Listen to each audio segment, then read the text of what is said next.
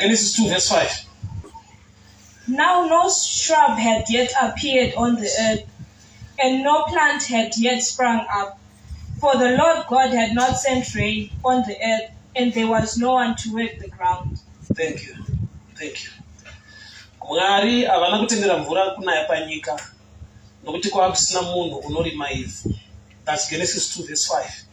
Genesis 1, 26, 27, 28. He created them, male and female, and he blessed them. Genesis 2 ndokubva yati Mwari anotendera mvura kunaya panyika nokuti kwakusina munhu. There was no man to till the ground, which means talking about the type of man. Man was already there, he was already created. But pane challenge yaamo, denga ranga rakasunga, mvura haisi kunaya. Yet munhu atadza kunayirwa nemvura atonzi he was blessed. Wakagara life yekuti ndinozwa kuti I'm blessed but handina chandinacho. But unozwa kuti Mwari aneni upenyu hwangu ndiri mumaoko aMwari chaiwo. But oshaya kuti but pane zvisiri kubatana pandonamata chaicho. But pane zvikangosunga so. There's a dimension yekuti unoita blessing yefeeling kwete yereality. Unyatsonzwa ndiri mwana waMwari ndakakomborerwa but life yako paground yako hapana. Denga rakasunga yet munhu ari blessed. So chii chiri kutadzisa denga kurinisa mvura? Nokuti zvanzi zvirimwa zvazviriko but Mwari havasi kutendera kuti zvikure because there was no man to till the ground. Unoti pataura type yemunhu. Ukaenda paverse 6 yobva yati and the Lord God formed man from dust. Mwari ndokubva vasika munhu kubva kuguruva refu. What Genesis 1:28 was created by spoken word. What Genesis 2:5-6 ndiakava created now. Ndiakava formed. So creation is spiritual, formation is physical. So chiri kushaisa mvura kunaya mugarden hakusi kushaikwa kwemunhu but kushaikwa kweimwe type yemunhu inotoda kufomwa. So panoti the way and the Lord formed man, panoti God unogona kubvisa oisa word. According to John, in the beginning was the word was with God, and the word was right, which means God and the word are two things. So but once God formed man, not the word formed man, which means chiri form man, chiri cover munhu wenyama is the word. Saka Jesu pamchinjwa akava naked because he is a cover on his own. The word is Jesus and Jesus is the cover. Saka mfundisi vatara pamusoro pekuti chinokava munhu chinobvisa word ndi Kristu. Zvoreva kuti panapa hatina muti nemunhu but ari kushaya Jesu wacho haana the covering nokuti hasati afomwa neword, which means the word makes a type of a man. Shoko rinogadzira mhando yemunhu. Munhu chaakaita foreshore of the glory of God akarasikirwa neinformation. That's why Jesu paanouya ane mazita is Jesus is also the word of God, which means munhu paakakunikana mugarden anga adya shoko risiriro. Saka answer anofanira kupiwa shoko chairo anova Jesu. Jesus is the word.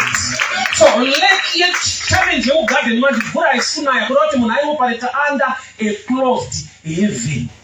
Saka mvura haisi kunaya, mvura ishabve picture yeblessing yeropafadzo. Kuda kuti ropafadzo inonzotaimira type yemunhu kwete nhamo yemunhu. And I'll give you scripture. Matthew chapter 6 verse 6 inoti kana makunyengetera dai pakawanda muvhara dhuo, Mwari anoona zvamunoita uchakuropafadzai. Haitauri kuti Mwari anonzwa. Yet it teaching a prayer but hainei nemashoko. Kana une Bible inoreverenga zvakanaka. Matthew 6 verse 6 inoti kana makunyengetera endai pakawanda muvhare dhuo, Mwari anoona kwete anonzwa. Kuda kuti Mwari vanenge vakutarisa type yemunhu iri kuita prayer kwete nhamo yemunhu. Saka tona kana nhamo ikawanda sei hazvimuvhe Mwari. Chinomuvha Mwari kuti umbori ani muna Kristu and you got the glory and the covering. Type yemunhu ine nyaya. Saka type inogadzirwa nei? Neword. Shoko parinowanda mauri ndo parinova a covering. Shoko parinowanda pauri ndo law of attraction yezvinhu zvinobva kuna Mwari. So garden ranga riri closed. Ndo first drought, famine mugarden, zvisina Satan mukati. Njena life yako haina kana Satani mukati zvikunetsa. Ukanamatirwa udonhela zvino yakatona. Challenge iri pakuti the type of a man matters most. Mhando yemunhu. Jesu anyaradza kuti remvura vadzidzi vakabvunza kuti what kind of a man is this? Kuda kuti vari kuti munhu hake but imwe type yekuti akataura mhepo inonzwa, akataura masaisai anonzwa. Kuda kuti type yemunhu ine nyaya. Kwete zvinotaura munhu. I'll give you this example gara kupasi. Roma jokes guy, Steve Krish. Mukomana akapinga musikana anogona kuramba. Even mukomana achitorevesa kuda kukuroora. Musikana anoramba. Ozodzoka after 2 years unosvika musikana iye akaroorwa. Zvokuti unongochamubvunza ndozvandaitaura ndaida kukuroora. Chaachakuudza ndechekuti haana kuramba kuroorwa saka akazoroorwa. Chaairamba chaitaura type yemunhu. So type yemunhu inorambisa. Type yemunhu inorambisa kwete zviri kutaura munhu. So pese paunotaura kuna Mwari kuti unoshamisa zviratidzei, chinoita kuti vasazviratidze newo unoshamisa hunzwe. The type of man. So chinogadzira mhando yemunhu is the word. Nokuti nhamo yemunhu mugadheni inhamo yeshoko. Anga akufidwa naPastor Snake. Mugadheni aitaura ndiMwari. But pakazopihwa mic pulpit kuna Pastor Snake, vakaunza information inokonzera nakedness. Kurati already pavainzwa Mwari vanga vane covering, nokuti vainzwa the word of God. But pavakazonzwa Pastor Snake vabvuta mic, pakaita dambudziko. And the problem ina Pastor Snake ndeyekuti vanoparidza zvinonakidza, but zvinoita kuti uzoona kuti uri kunze kwegadheni. Munodzingwa makaguta nokuti vanhu vakadzingwa mugadheni vangu vasina nzara. Vakadya ndokubva vaguta kwakudzingwa. Sure.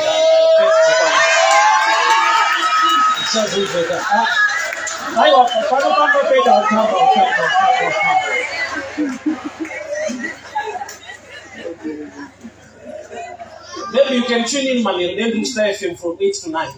The program na Sister Ivunti Watki, so I'll be ministering as well. But the type of man, inogadzirwa neword. Respond ya Mwari. Shoko panoti Elijah akamusesu wakanamata mvura ikaregedza. Itype yemunhu. Kwete kuti akangonamata akangotaura. Kutaura is not enough. Ari kutaura. Anokonza kuti zvaari kutaura zvive nepower. So the devil chaanodhila nacho haakutadzise kupinda muprayer. Anoita kuti upinde muprayer uri type isiriyo. The God who sees what you do will reward you, not who hears what you say. Mwari chokwadi unonzwa minamato, but paanoita answer back anoblenda zvinhu kuti munamato nechanamata. Nokuti munhu wese anogona kumanikidzwa neupenyu zvekusvika pakuita munamato. But for obedient neword zvinotoda dedication kuzvirovedzera kuva type yemunhu unoattracta and open heaven. And Mwari pakatofoma Bible that God formed man, which means munhu anofanira kushanda mugarden, and a small boy cannot. That's why Adam akasikwa ari mudhara akasikirwa graft basa chari chari. Hakuna mwana unoenda kubasa. Mwari havana kusika mwana, vakasika murume mukuru. Why? Nekuda kuti basa rida kubatwa mugarden rinoda kukura. So there are times yekuti shoko pari kuuya mauri kudya shoma saka upfure. Saka Mwari vanoramba vakavhara the blessing nenyaya yekuti unoita zvekutandara zvekuchechi. You are not serious pakufeed that the soul yako neword. Why? Because chinokupa kukura kudya iri shoko raMwari. Saka Mwari vari kusika munhu kuti denga rizovhurika nekuda kwekuti type yemunhu yasikwa munhu mukuru.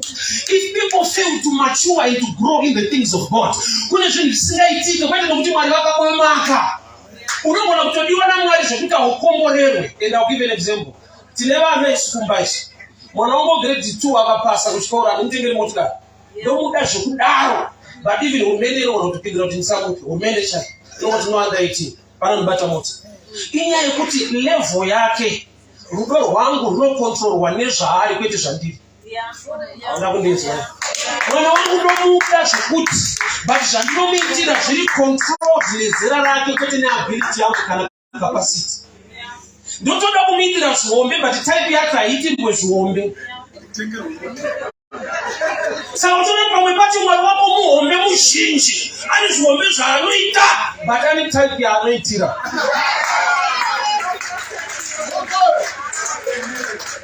Patoto chikasadza nefishi mfana tinomupa mukaka. Rudo. Sio kuti ndongo bebo. Wai, wati na mtendera kuya kufishi tunosera za kuchipatara. Hapo kusepeleka minzi pane nyama. Nemana turanyita fish ine minzwa. Zvinhu zvese zvakanaka zvaunoona zvine the other side. Mari zhinji inogona kukonzera kuti mudivorce. Ukati vese vakaramba naye vanhu amo research yako iri poor. Kune kuti kana zvanyatsoita kuti property nemunhu.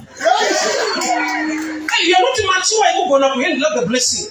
Tine zvatinochemera zvatisina the ability, the capacity. Kana musina munhu anorima ivhu garden, nokuti plan yaMwari ndeye garden. Garden ikashaya garden rinoita jungle sango. So Mwari haadi kuita zvinhu zvisiri muplan yake. Plan yaMwari igarden. Pakashayikwa garden rinova sango. So uchaona kuti every garden rine potential yekuva sango pakashayika the type of a man. So tona Mwari vanokuchitira haadi kuti uve sango, haadi kuti marriage yako iparare. Saka Mwari kwacho kwaiuye. Why? Because ikatongouya chete rinoita sango imba.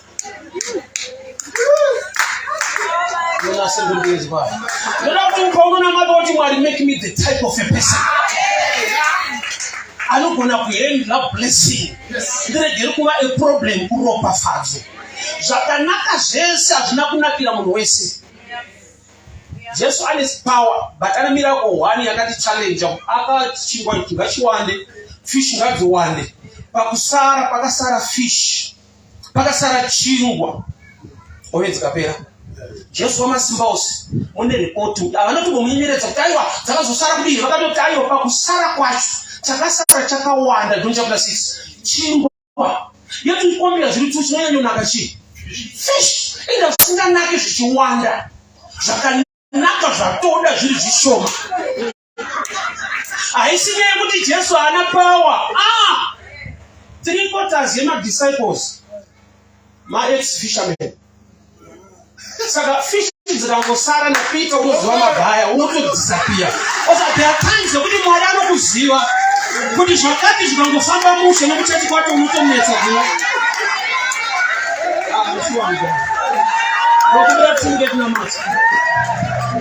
Father, we thank you for your word. Thank you for speaking to us. Detail mando evano, the type of a person covered by the word, covered by your glory.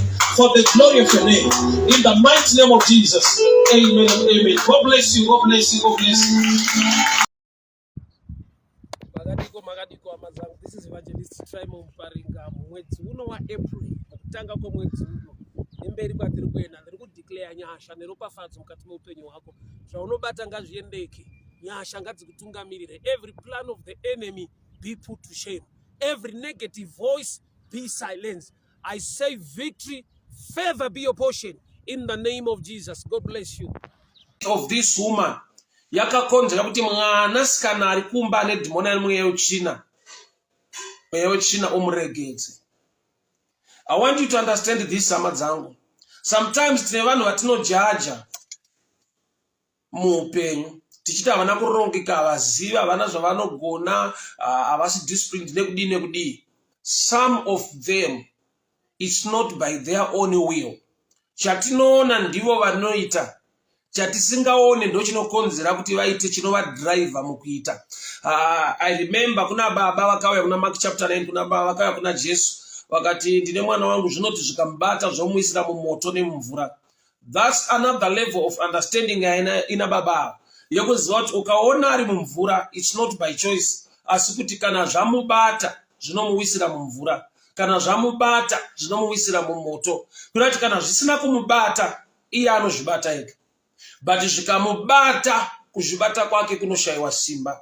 So baba vane understanding yekuziva kuti there are people vana zvichida vana mumhuri, zvichida ihama dzatinogona kujaja tichitadza kungouya pamberi paMwari kuzochemawo nemazita awo. Instead of condemning, pointing fingers at them, reject them and condemning them, we need also to have a heart to pray or to seek God on their behalf. Nekuda kwekuti dzimwe nguva iwo havagone kuuya kuzochema kuna Mwari, nokuti zvakavabata zvacho zvine simba to an extent yekuti hazvivatendere kuuya kuchechi kana kunamata kana kutsvaka Mwari.